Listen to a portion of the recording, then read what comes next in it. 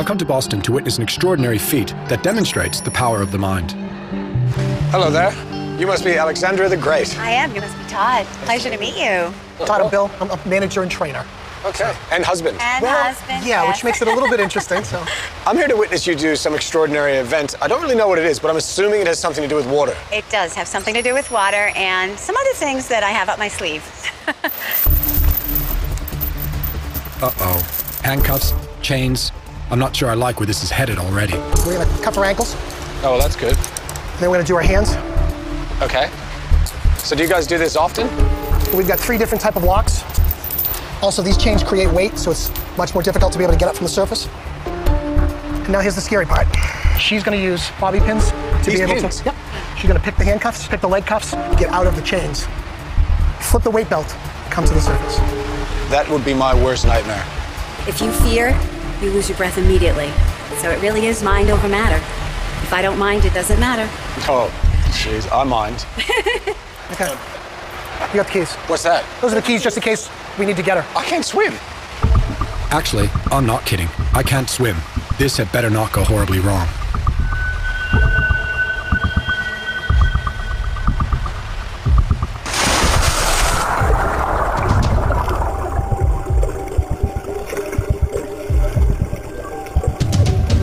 That is crazy.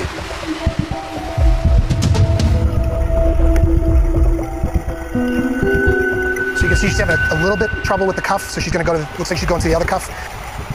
I'm starting to get really anxious. How long is she going to be under there? It's up to her. All right, so she got 1 cuff, so that's good. My heart's about to leap out of my chest. Alex has been holding her breath now for over a minute. And she's still only free of half the cuffs.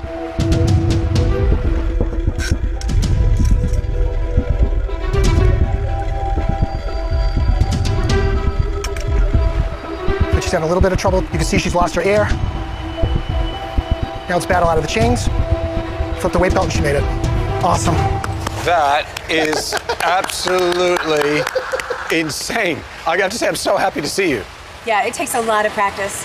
Like I said, I'm a professional. I've been doing this for about 35 years. So I've trained a lot. That was amazing and scary. But now it's my turn. I will attempt an even more dangerous underwater escape with only 4 weeks of training using brain science as my foundation.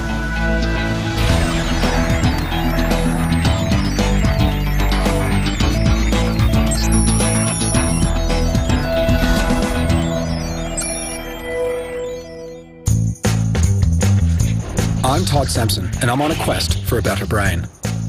I've embarked on a unique experiment to see if science can turn any brain into a super brain. I want you to actually do something creative. After 2 months of brain training, I've radically improved my attention and memory and turbocharged my creative skills. Yes! Okay, success. It worked! But now I want to strengthen my mind-body connection. So in this final episode, I'll execute a Houdini-like escape, learn about body intelligence, and how to visualize and harness emotions. Mischievous. But this journey is not just about me. You too can do anything you put your mind to. Fear is the enemy, Slow things down. and fear will take your breath away. Feel comfortable with that? No, it's just a case of mind over matter.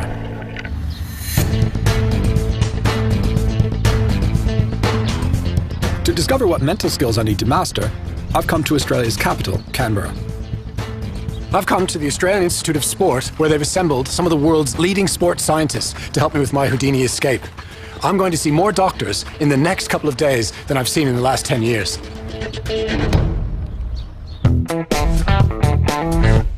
My coach will be senior sports scientist Dr. David Martin. He's been training elite athletes for over 20 years. You've come to the right place. We get athletes coming into us all the time saying, I want to jump this height, I want to swim this fast, I want to do something like win the Tour de France. We're not experts in underwater escape, but we do love challenges, especially physical challenges like this. After this, it'll be an Olympic sport. It would be cool if it was, because you'd be the only guy in Australia that could do it I'll well. be the champion. Yeah. But before I get too carried away, 178.9. a reality check. 5.0. Oh la la. We needed to make sure that Todd was ready for this challenge. He didn't have any underlying pathology or illnesses or ailments. The brain loves a good workout. Aerobic exercise twice a week halves the risk of getting dementia. Tell me that Cadell Evans wore these. So for the physical testing, we use the Navy Clearance Diver Test, which is arguably one of the toughest programs to enter into the Special Forces. 4 mils away from clearance diver standard here. Build those lungs up, strong legs. We wanted an assurance that he was physically fit enough to be able to start the training. Stop, good work, that's it. Let's clip off, pop this out. Nice work, excellent effort. That was huge, good work. I hate cycling. Yeah. But it's not just my fitness they care about. There's a little something they like to call body intelligence. The first thing we're going to have to do for a challenge like this is make sure that your mind is controlling your body and not vice versa. So trying to control parts of your body that most people don't control, your heart rate, the way that the blood flows to your body. I've got a couple people in the lab who are very good in this area. Okay, Todd, if you just want to come over and take a seat. I'm feeling a sense of deja vu coming on. So we'll start by wiring you up with full biofeedback firstly, and then we'll get on to the electrodes for the brain. Dr. Shona Holson and Laura Juliff are experts in the mind-body connection. Pass me your hand. I'm about to get a biofeedback test to track my stress response. So this measures your sweat response. In my fingers? Yes. I can have this hand. So this is just a probe for temperature. And here was me hoping I was done with probing. Good. That is it. You are ready to go. Let's go test my brain again for the 100th time. Body intelligence is the ability to use the mind to control the body's autonomic responses. It's a valuable skill for anyone to learn and one I need to master for my Houdini challenge. Pretty much everyone could benefit. If your body intelligence was high, you could improve all kinds of different aspects of your life. You could start to control your emotions, the way you deal with stress, anxiety, perhaps the way you sleep. These responses that we just think are out of control are actually well within our control. Okay, Todd, so we'll give you a couple of different challenges to do, and we'll be assessing basically the flexibility of your autonomic nervous system, so how well you cope and adjust with the stressful stimulation. Ready to begin? I'm ready to begin. In this first biofeedback task, my job is to relax. My heart rate, breathing, and sweat response are all being monitored. The more relaxed I become, the face turns from a frown to a smile. Okay, Todd, so this next one is the Stroop test. There'll be a series of words on the screen, and you need to say what colour those words are written in. See if you can do this test and stay relaxed. Ignore the writing, just say the colours. Blue, purple, red, brown, green. Your turn.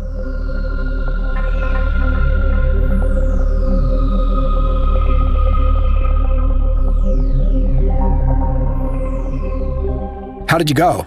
Harder than it looks, isn't it? So it's crunch time. If I haven't met the minimum standards on my tests, I can't do the underwater Houdini challenge. What's the summation? How's my health in general? If I looked at your heart and its function, I'd say excellent. Your heart health looks really good. That's good. One down. The heart's okay. Yeah, the heart is good. Your muscular fitness was outstanding. So your pull-ups, your push-ups, tops. When we did the aerobic testing, good, not excellent. So from a medical point of view, the medical doctors are telling us this guy is good to go. Great, so big tick on the fitness tests. But my biofeedback, that could be another matter. Your autonomic nervous system was really flexible, which is a great thing, so you actually have a really good response to stress. This one is the one that is quite interesting. Code word for bad news. Slightly, yes. So this is your breathing response. You tend to not diaphragmatically breathe, so you're not getting the really deep breathing. You tend to more chest breathe and breathe through your nose. So you can see that here by these really short spikes, even in the relaxation period. So it's something that I think will be really important for your Houdini challenge, will be to learn how to breathe again. So I don't know how to breathe. Just a small thing for underwater escape. So on a percentage scale where an elite athlete scores 100%, I was above average for biofeedback. My fitness was great, but my overall score suffered because I don't breathe properly. In some tests, Todd did very well, but in others, he didn't do that great. And this showed us areas that he's going to have to really improve if he's going to try to achieve this challenge. It's Todd that's got to get ready to start doing some very serious work. The Australian Institute of Sport have set me up with a 1 hour a day training regime involving biofeedback and aerobic exercise. But to improve my body intelligence, I first have to learn to breathe deeper, so they're bringing out the big guns. Ant Williams is a competitive freediver. He's ranked 3rd in the world for underwater distance swimming and can hold his breath for over 8 minutes. and can swim to a depth of 100 meters on one breath of air. If he can't teach me to breathe properly, no one can. So just out of curiosity, how long did you end up holding your breath for? It was about 30 seconds. Well, that was your max attempt. That was my max attempt. You seem really pleased with that. Well, it's good to start from a low base, isn't it? Oh, well, fair enough. Low base. I understand we've got a whole month to work on this. So by the end of the month, I will teach you how to hold your breath for at least 4 minutes. That seems impossible. So normally when most people take a deep breath, they just go, oh, you know, just kind of suck in air. That was me. Yeah, so I'm going to teach you another technique that'll just slow that whole process down. I'm going to get you to fill the base of your lungs first, then the middle of your lungs, then the top of your lungs, and then I'm even going to teach you how to fill up through your throat. So Okay, this guy's serious. Time to get the gear off.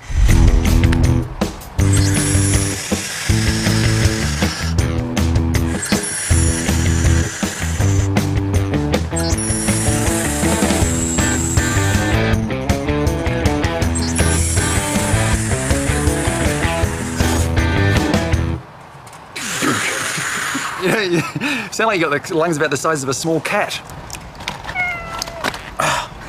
He needs to learn the basics of just simply how to relax, how to breathe easily, how to breathe rhythmically, how to stay calm. So we're going to drop the weights, go down with them right to the bottom, and then we'll face each other. And really it's to get you to get at least 1 minute in a breath hold. So if you stay nice and calm and relaxed, this actually can feel wonderful. You just go in your own time, I'll come straight after you.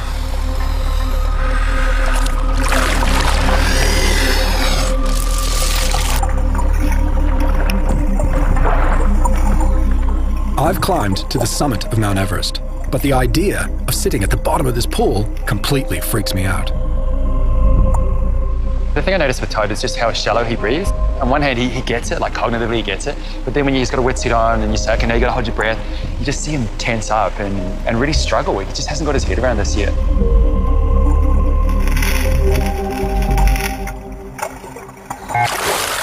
Oh, shit, that was hard.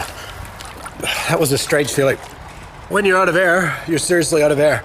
You don't look out of breath. There's no signs or symptoms on you at all that you're even remotely hypoxic. You're miles away from being hypoxic. Really? Yeah. Then why am I coming up? Yeah. You reckon that's all mental? It's all mental, yeah. All right. Let's do our simulated drowning again.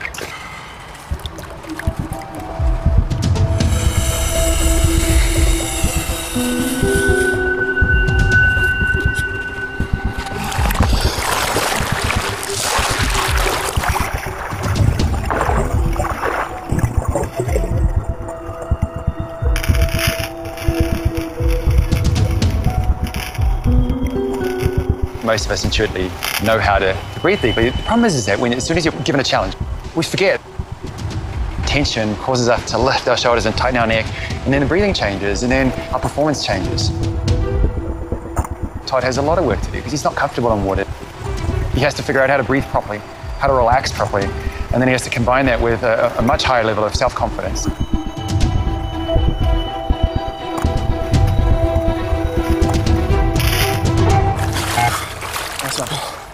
Whoa, that's better. You did a bit of work for me on that one. That's good. That was 53 seconds. Just short. Normally I'd say to someone, I can get you to a 3-minute breath hold, no worries, just give me a month. Look, I'll be honest, with Todd I'm not sure. He just doesn't seem that comfortable in the water, or that confident. And the breath hold he did today was, for a first breath hold, it was really short. Yeah, it was really short. Before I leave the Australian Institute of Sport, I have one more mental skill to learn. Surprise, surprise, another test. My left arm has been wired up to a machine that measures muscle contraction.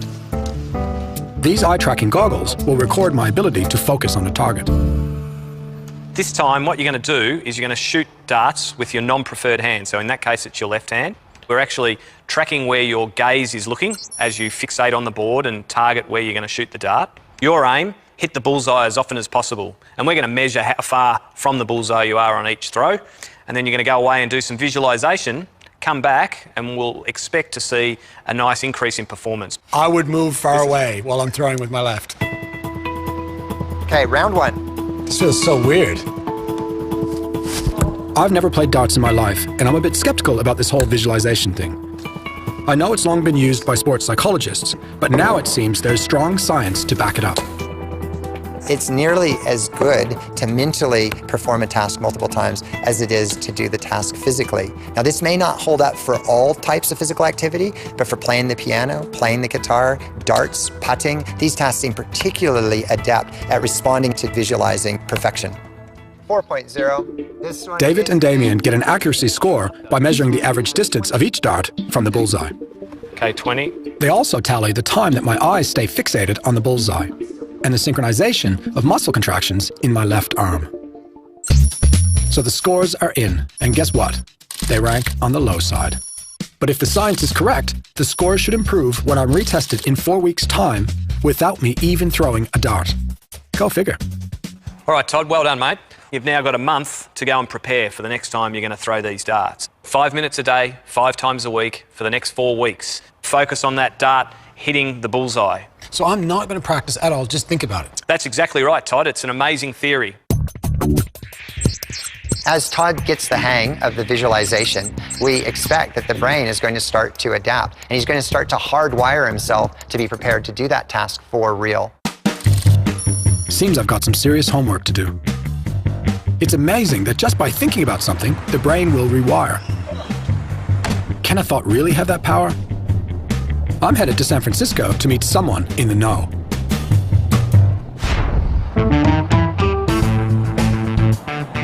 A new technology exists that allows people to move objects just by thinking about it. This is something I have to see for myself. Hi, Ted. Hi, Todd. How are you? Nice Good. to meet you. Nice to meet you. Now, I've been looking forward to meeting you because I hear you can mind read. Or you can at least move things with I your can mind. help you move things with your mind. So how do you do that? Well, Inventor Tan Lee has created a headset that can translate thoughts into commands. so Todd, here it is. This is the portable multi-channel high-resolution EEG. This is like science fiction. So I put this on my head, turn this on, and let me see if I can think lift and lift the helicopter. Nice catch. Good job. You're like a magician.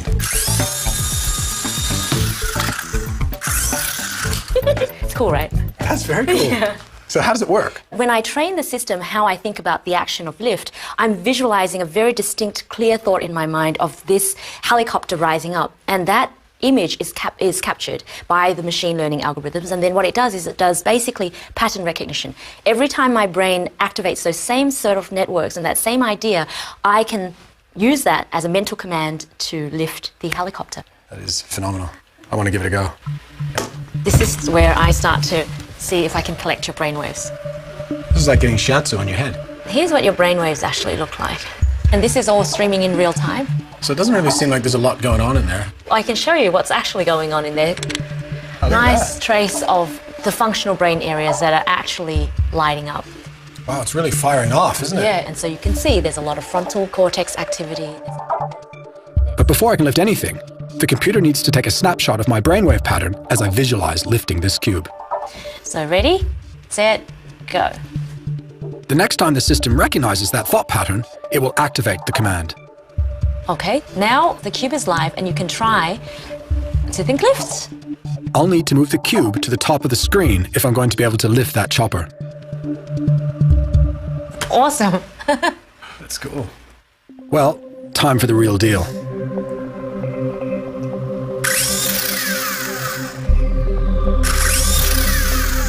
Okay, let's do a lift off. Ready? Maintain the thought of lift the whole time.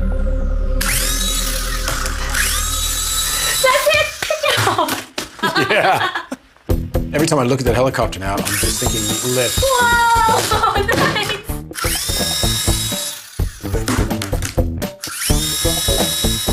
This mind control thing is so addictive. If only I could run the whole world this way. And now I can stop.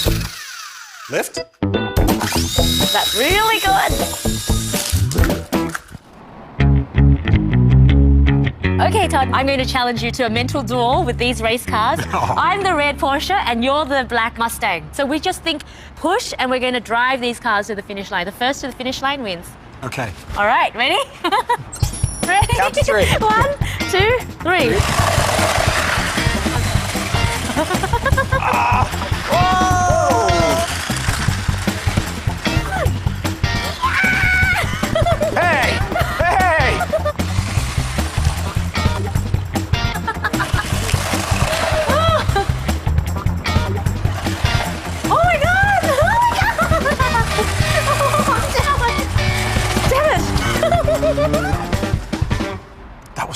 fun. Wasn't it? It was amazing. But you know, this, the fact that you can move things with your mind has far-reaching applications. So imagine someone who's a quadriplegic who has been immobilized. They can now use their thoughts, which they have full power over, to control an electric wheelchair. Or imagine being able to just control a smart home or a smart office just by being able to will it to happen.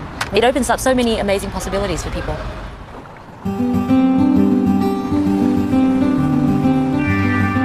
Tan has sold me on the power of visualization, and I'll definitely use it to prepare for my Houdini challenge.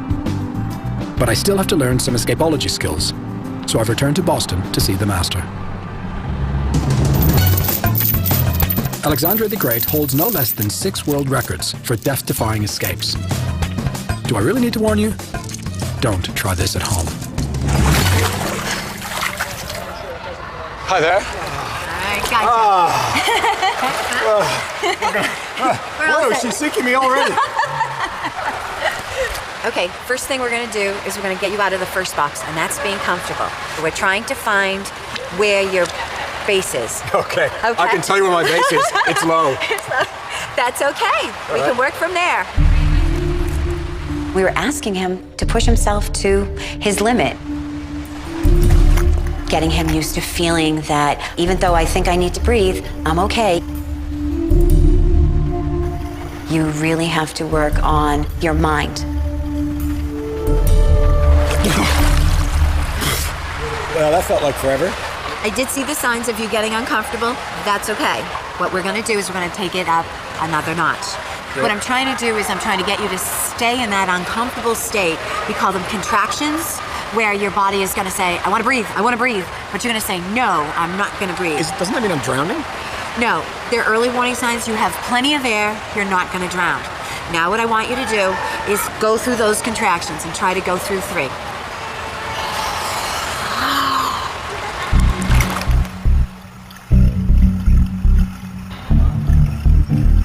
Abdominal contractions are the body's way of telling you it needs oxygen. When they hit, it feels like you're being punched in the stomach from the inside, and your mind is screaming, take a breath. The one thing you don't want to have happen is fear. Fear is the enemy, and fear will take your breath away.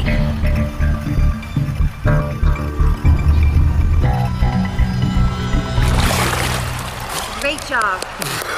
Awesome. How many did you do? That drowning. I do 40 of those when I'm doing my escape. So that's what you need to get used to feeling. Todd is going to go beyond what Houdini did. 25 feet of chain and 5 combination locks. So right there, he is doing something that even the great Houdini has never done underwater. Jeez, you're gonna do them that tight? Yeah. Okay. The experts devised this challenge because it's the ultimate test of all my brain training. It demands mastering body intelligence, visualization, and fast thinking. What we're doing is using a brand new type of combination lock. There's no numbers, okay? And we're gonna give you a sequence and you're gonna have to memorize it. Thank you, Mercenik, for memory training. Okay. The hardest part of this is not only remembering all the combinations, but also getting the locks in the right position to be able to actually manipulate the combination mechanism. I think I'm out. Great job. So that just took an hour. I would be fine if I had a scuba diving that's just tank. the hands. Now you gotta do your feet. Oh. But it's going to be more than just my hands and feet. We're gonna go around. All right, so now we need a second lock right here. Escapology really encompasses a lot of different factors. It's not just getting out of chains or handcuffs. You know, you have to memorize things. You actually have to work on determination and psychologically get yourself mentally ready for doing this. So here's where you gotta be able to control your mind. Slow things down. Obviously, visualization. Your steps. What would you do to be able to get out of this? You know, it really is get that breath hold down. Use those pushes that we talked about to try to focus on getting out of your combination locks on your hands, on your feet, and being able to come up to the surface, okay? Feel comfortable with that? No. You can do it. I have faith in you.